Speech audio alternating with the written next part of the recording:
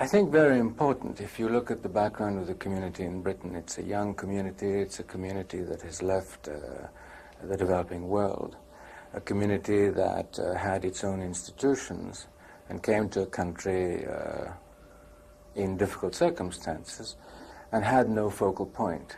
Difficult circumstances, you mean a lot of them came from Uganda, courtesy of President Amin? That's right. And not only from Uganda, but of course that whole crisis created a psychosis of fear for the immigrant communities in East Africa, and eventually people have left from other parts of East Africa. I think this center here will be a focal point for community programs, etc. What lies behind its planning, its style? Oh, it was a very difficult building. First of all, it is in a historical part of London with some very strong architectural buildings around it. Therefore, it had to be a London building. It had to be a building which was appropriate to the mood of our culture, our history. It had to be a building which combined a place of gathering and prayer as well as secular activity. And so it certainly was a difficult building to conceive. If we could turn to the wider Muslim world, yes. It's a world with a lot of conflict in it now. Mm-hmm. What's your feeling about what is going on in the Middle East between Muslims in Iraq, Iran, in the Lebanon, in Afghanistan?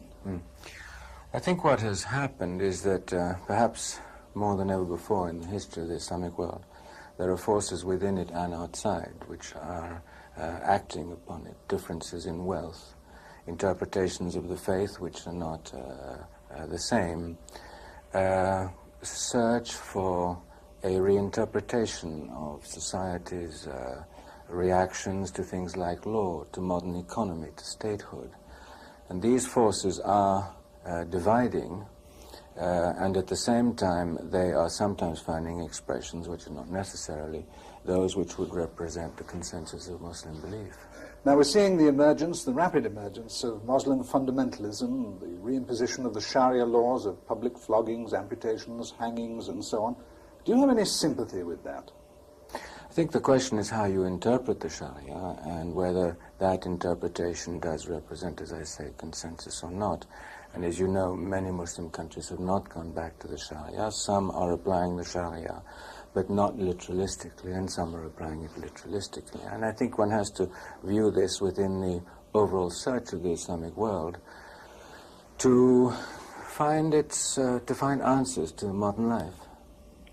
When we see extremists driving cars full of explosives into Israeli convoys or into the American embassy in Beirut, what are we seeing? Are we seeing an expression in its extreme form of the Muslim faith, or are we seeing a political act? No, I think you're seeing a political act of people who may come from a cultural or religious background. Unfortunately, in Britain, you well know that this is in no way restricted to the Islamic world. It's part of, unfortunately, Western Europe also at the present time. And historically, there have been movements which have sought legitimacy by attaching to themselves the name of a culture or the name of a faith. But to me, they are political movements. What gives you most satisfaction yourself? Programs in the developing world which have an impact and which help people to live together and improve their quality of life. After all, it represents over 80% of the world's population. And I think that is the thing that I am happiest to see. Obviously, the development of my own community within that context. And what about leading in a Derby winner? That's a very special personal pleasure, and it's something I inherited accidentally from my family. It took a long time to learn about, and I think the more you're in that field, the less you know. But do you think there's any resentment amongst your followers in the Ismaili community that their leader should be concerning himself with racehorses and racehorse breeding and so on? No, I don't think so. I don't think the Ismaili community would resent that the Imam should have a hobby, so long as that doesn't impede his work and he doesn't totter in blind drunk after the Derby. I think that's... I'm sure you wouldn't do that, no matter how much you felt like it.